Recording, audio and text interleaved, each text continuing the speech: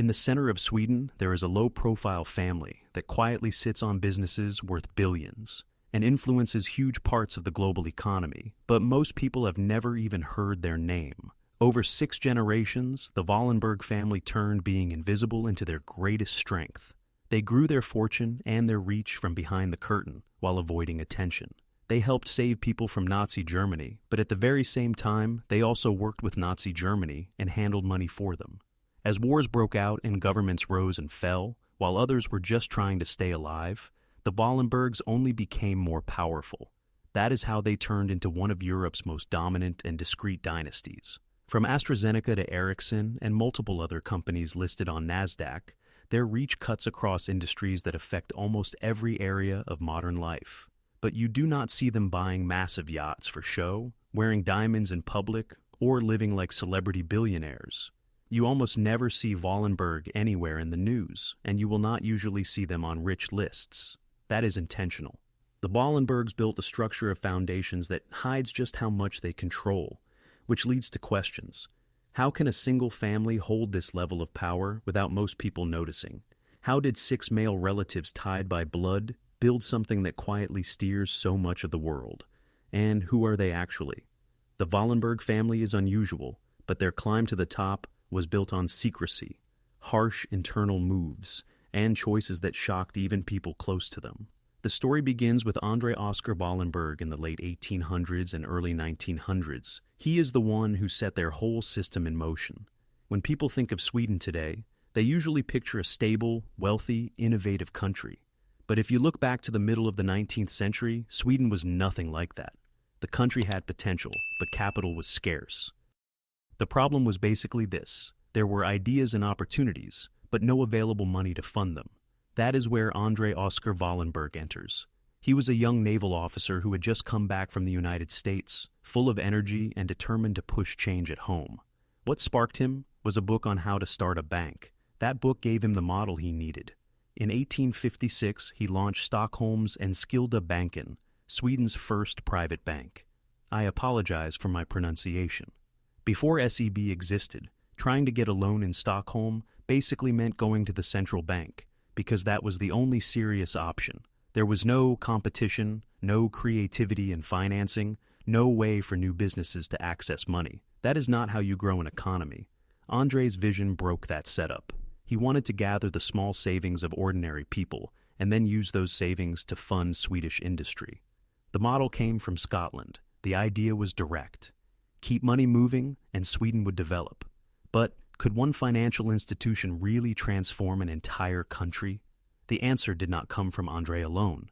He needed somebody to take that plan and drive it much further. That person was his son, Knut Agathon Wallenberg.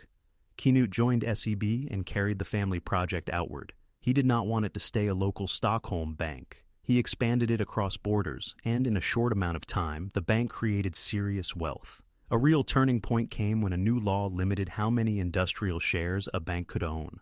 Most people would have treated that law as a setback.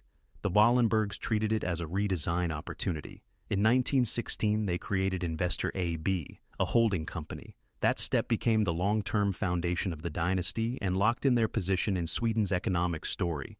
It is also how SEB, under Knut's direction, became global. But Knut and his wife Alice did not just sit back with the profits. They had broader ambitions for Sweden itself.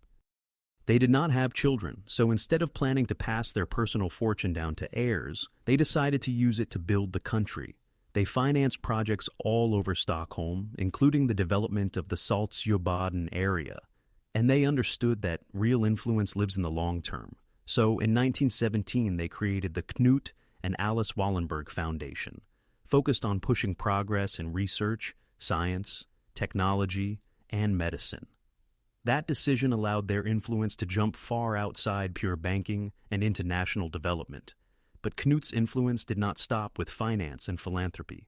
He also stepped into Swedish politics. From 1914 to 1917, he served as Sweden's Minister for Foreign Affairs.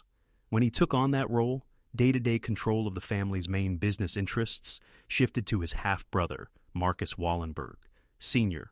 Marcus had no desire to flash luxury. He had a relentless urge to build and reinvest. He worked with near-obsessive intensity, and material comfort meant little to him. He was known for wearing jackets without pockets and then flipping them inside out when they wore down. For Marcus, personal lifestyle did not matter. Expanding and stabilizing the industrial base did. His work consumed him. He involved himself in major companies: AIA, which is now ABB, Norsk Hydro, Atlas Diesel, which would later become Atlas Copco, Stora Kopparberg, which is now Stora Enso, and Scania Vabis, which is today part of Volkswagen. He helped steer several of these companies through extremely difficult stretches. After World War I, Europe was unstable and full of uncertainty. In that instability, Marcus became one of the main negotiators and arbitrators in Europe, but when he believed his future position inside the family was settled, he ran into something that hit him on a personal level. Marcus assumed Knut would leave the fortune to him. From his perspective, this felt obvious. Marcus had spent years working non-stop to build and defend the family's wealth, but Knut did not follow that script. Before he died, he directed his entire fortune into a foundation. At first, Marcus experienced this as betrayal. He believed that what he had built had been taken from him. What he did not fully see yet was that this move was actually the most important act of protection the family ever executed. If Knut had simply passed the money down, it would have been split between heirs, scattered, weakened, and eventually lost over time. Instead, the foundation kept the assets concentrated and locked together. It preserved control. It focused power. But even with their assets secured for the future, the Wallenbergs were about to face a test unlike anything before. That test arrived in the lead-up to the Second World War. As the world moved toward war again, Marcus's legacy shifted to his two sons, Jacob Wallenberg and Marcus Dode Wallenberg Jr. Those two were about to step into roles that would decide what the family would become for the next half-century. Jacob is the figure who really carried the Wallenberg identity forward publicly. He inherited enormous responsibility. In 1918, he entered SEB, the same private bank that André had created back in 1856. He climbed fast. By 1920, he was already vice CEO. By 1927, he had become CEO, and he stayed in that position for 19 years. Under his leadership, SEB survived the Great Depression and held its position as war approached. But he had no idea just how far the family was about to be drawn into that war. Outside of Sweden, the situation was getting more dangerous every month. Sweden stayed neutral on paper, but the Wallenbergs were operating in a space that was far more complicated than neutrality. They were doing business with both the Allied powers and the Axis powers. Jacob became one of Sweden's key trade representatives to Nazi Germany. His younger brother Dode, on the other hand, was working with the Allies. So even though Sweden's official stance was neutrality, in practice the Wallenberg network was talking to both sides at once, and their role with Nazi Germany was not limited to selling or buying goods. SEB was one of the neutral financial institutions that cooperated with Nazi Germany and, according to later allegations, helped move and hide assets looted from occupied territories, including assets taken from Jewish victims. In direct terms, this meant SEB was part of a dark chapter where banking activity helped keep both sides of the conflict supplied.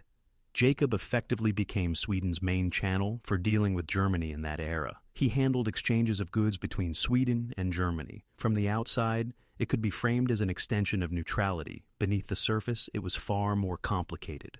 As the war intensified, questions around the Wallenbergs' role became louder. What started as a survival strategy began to look like something much more controversial. The line between neutrality and involvement in crimes kept blurring. It became impossible to ignore their part in what was happening. At the exact same time, something else was happening that looked almost contradictory. While the Wallenbergs were doing business with Nazi Germany, they were also helping those who wanted to bring down Hitler from inside Germany. This was an extremely high-risk move. They were balancing survival, strategy, and morality all at once. Inside Germany, the main organized resistance against the Nazi regime included figures who were planning to remove Hitler and take control of the government by force. Here, it is referred to as Black and Gored. Their goal was clear: organize a coup, overthrow the regime, and seize state control. But they needed outside backing. They were seeking support from Britain and the United States. That is where the Wallenbergs became crucial. The brothers served as intermediaries, passing messages between the German resistance and the Allied leadership. In 1943, Jacob Wallenberg met German resistance leader Karl Goerdeler. That meeting became their last. It was also Jacob's final trip to Berlin during the war. His work with the resistance had been exposed, and returning to Germany would almost certainly have meant he would be killed. Then came July 1944. The resistance attempted its most ambitious plan yet, the July 20th plot to assassinate Adolf Hitler. Jacob Wallenberg was asked to meet a messenger in Stockholm to receive confirmation that the coup had succeeded. But the attempt failed. The bomb detonated, but Hitler lived. The courier was captured, jailed, and then executed. Goerdeler, the resistance contact Jacob had previously met, was also executed shortly afterward. While Jacob was deeply involved in back-channel talks and plots with the German resistance, his nephew Raoul Wallenberg was on a mission of a different kind entirely. Raoul had the same sharp mind and fearless approach. In 1944, as Hungary's Jewish population became the Nazis' next major target, Raoul received a mission. Go to Budapest and try to intervene. At that moment, about 700,000 Jews in Hungary were being rounded up and deported to extermination camps. Raoul's job was to slow or stop that process. When he arrived in Nazi-controlled Budapest, he used every possible method. He created forged protective passports that identified Jewish individuals as being under Swedish protection. He physically pulled thousands of people off trains that were on their way to death camps. He interrupted forced death marches and rescued people in the open. Near the end of the war, the Nazis prepared to wipe out the remaining 70,000 Jews trapped in the main ghetto in Budapest. Raoul stepped forward. He negotiated, applied pressure, and somehow stopped the planned mass killing. He saved thousands of lives. Coming out of that period, the darkest moment in modern Europe, the Wallenbergs were not weaker. They were more powerful than ever. But as soon as the war ended, cracks started to show in their public image. When American forces pushed into Germany, they uncovered documents in places such as Stuttgart that would follow the Wallenberg family for decades. The records showed that SEB, the Wallenberg Bank, had set up a front arrangement with Bosch, a major German company. The purpose of that arrangement was to help hide Nazi assets. This discovery caused a shock. In 1945, the United States Treasury labeled the Wallenberg brothers special blocked nationals, essentially blacklisting them. That label is like being locked out financially, except in this case it hit at the level of global credibility. In Sweden, people began to ask what else the family had done in secret. Their image at home was damaged, their prestige collapsed. And while that scandal was unfolding, something else was happening to them that was even more painful. Raoul Wallenberg, the young diplomat who had risked himself to save thousands from Nazi murder, was taken by Soviet forces. In 1945, when the Red Army entered Budapest, Raoul was detained. The Soviets accused him of being a spy, and from that moment on, he disappeared into their system. For years, the Soviet Union denied knowing what had happened to him. Much later, they would claim he had died of a heart attack in 1947, at age 35. The real story has never been confirmed. It remains one of the most haunting parts of the Wallenberg legacy. While all this was happening, the Wallenberg family focused on rebuilding their standing and influence. After the war, they wanted to restore business relationships, including surprisingly close dealings with the Soviet Union. They were preparing to extend a loan to Stalin's regime worth $250 million. That fact raises difficult questions. Could the family have used that leverage to demand Raoul's release? Or was it simply not worth risking their business interests by pushing the Soviets too hard? We cannot know for sure. We can only speculate. The Swedish government did not do much on Raoul's behalf either. When it came to him, it stayed quiet. The result is a situation that is tragic and deeply frustrating. A man who saved thousands of Jewish lives was abandoned by the people and the institutions most able to help him. Around this same time, Jacob Wallenberg thought about stepping away from leadership. He had guided SEB through global depression and through war. In 1946, he resigned as CEO. That decision marked the end of an era. Control shifted to his younger brother, Marcus Dada Wallenberg. Dada was about to take charge of one of Sweden's most powerful financial centers, and he was not planning to sit back and collect titles. He had a clear agenda. He directly reshaped the Wallenberg business network. He transformed Atlas Diesel into Atlas Copco. He played a central part in the development of Sweden's Saab fighter jets.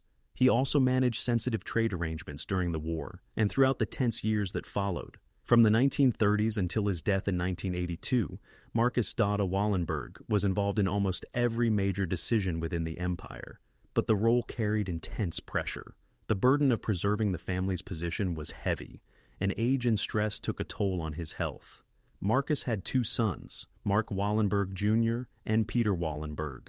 Out of the two, Mark was the one expected to inherit the leadership role. He had been prepared from an early age. His education was built around that plan. His entire career path was aligned with the expectation that he would one day take over and carry the dynasty forward. He worked to merge two major Swedish banks, Skandinaviska Banken and SEB, creating the modern SEB we know today. The expectations on him were enormous. Everyone assumed he would be the one to succeed. Then, in 1971, something happened that the family did not see coming. At only 47 years old, Mark Wallenberg took his own life. It was a devastating blow to the family and to the organization. A huge amount of responsibility had been placed on him. He was supposed to be the person who would guide the empire into the next era. Mark's death left a sudden gap. His brother Peter, who had mostly stayed out of the spotlight, was suddenly pushed forward. Peter's path had been different from what the family usually demanded.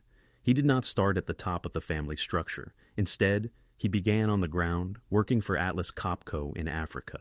He advanced step by step and built his own resume. He had a tense relationship with his father, and he knew he would have to prove himself to be taken seriously. After Mark's death, Peter's situation shifted. The family needed a leader. Even though he had not been chosen as the successor, he accepted the responsibility and took over in practice. When his father died in 1982, Peter officially became the head of the family business. Many people still believed he was not the right person for the job. Peter made it his mission to prove them wrong. Over the following years, he did not simply hold things together. He took the Wallenberg structure to a global level. He pushed through major reorganizations. He managed to buy back shares in Atlas Copco and Stora Kopparberg from Volvo, which helped secure the family's long-term position in those companies. He did this by creating Patricia Industries, which later became a key part of their main investment company, Investor AB. And that was only the first part of Peter's long-term effect on how the dynasty operates. So, where is the Wallenberg family now? If you thought their power sounded large in the past, what they control today is even more extreme. The empire is now led by the fifth generation, brothers Jacob Wallenberg and Peter Wallenberg Jr., along with their cousin, Marcus Wallenberg. The numbers involved are almost unreal. The Financial Times has estimated the Wallenberg business empire at about 250 billion euros. That scale puts them in the same financial territory as figures like Elon Musk in terms of overall economic force. But unlike Elon Musk, the Wallenbergs are almost never in headlines. That is because their wealth is not openly displayed. Most of the real assets sit inside foundations. This setup allows them to avoid inheritance taxes and make sure that no single family member can simply drain money for their own lifestyle. This is not a minor technique. The Wallenberg Foundations control more than $30 billion in assets. They also hold big stakes in publicly traded companies whose combined value is over $660 billion. That is why you will not see their surname at the top of Sweden's rich lists. The fortune exists. It is just contained inside structures that are designed to outlive any individual. Their level of control over Sweden's economy is unlike anything else in Europe. Historian Gunnar Wetterberg, who has written in depth about how the Wallenbergs rose, explains it in direct terms. Every Swedish government, left-wing or right-wing, understands that it has to work with the Wallenberg family because that is considered the path that benefits Sweden. What separates the Wallenbergs from most legacy business families is not just that they built generational wealth. It is that they kept it intact across several handovers. There is a well-known idea called the curse of the third generation, which says that the first generation creates the fortune, the second generation maintains it, and by the time it reaches the third generation, it falls apart. That pattern did not play out here. Jacob, Marcus, and Peter, now in their late 60s, are still actively running the empire. They have already set things up so that the sixth generation can take control when it is time. Passing down money is one level of succession, Passing down discipline is a different level entirely. And that is where the Wallenbergs stand out most clearly. They are not chasing celebrity status. They are focused on running their companies effectively, and the results speak for themselves. They live under a family motto in Latin that translates to be and not to seem. They are not interested in projecting an image. They rarely agree to interviews, and when they do, they talk only about their companies, their institutions, and their philanthropic work. They keep their private lives and their political views out of sight. But none of that means their influence is weak. The Wallenbergs are often described as kingmakers by major financial publications like the Financial Times. Another outlet has described them as the best-paid charity workers in the world. The combination of power and philanthropy makes them extremely hard to attack, because when you go after the Wallenbergs, you are not seen as going after an individual billionaire. You are seen as going after Sweden itself. Almost nobody is willing to do that. After looking at the full story, the Wallenberg legacy forces a clear conclusion. This is one of the most powerful families on the planet. They built an empire worth billions. Yet they stay almost invisible and have mastered the ability to transfer wealth from generation to generation without letting it fall apart. Through wars, economic shocks, and some very dark chapters, they held their position. They stayed out of sight while still holding influence in companies like Ericsson, AstraZeneca, and Saab. And even with all that influence, they have managed to avoid appearing on traditional rich lists. They keep their distance, they avoid the spotlight, and they use structures like foundations to lock wealth inside the dynasty instead of letting it float around in public view. At the same time, their past carries serious shadows. Yes, they are exceptional financial operators, but their story also includes direct cooperation with Nazi Germany, and moments where they allowed business interests to override morality. Even with that, one thing is still true. The Wallenberg family continues to sit at the center of power while remaining almost unseen. Now, please subscribe to the channel if you haven't already, and put a $sign in the comments to show that you stayed until the end. Also, check out the video I made about the Rockefellers. I think you will really enjoy it. Thanks so much for watching, and I'll see you soon.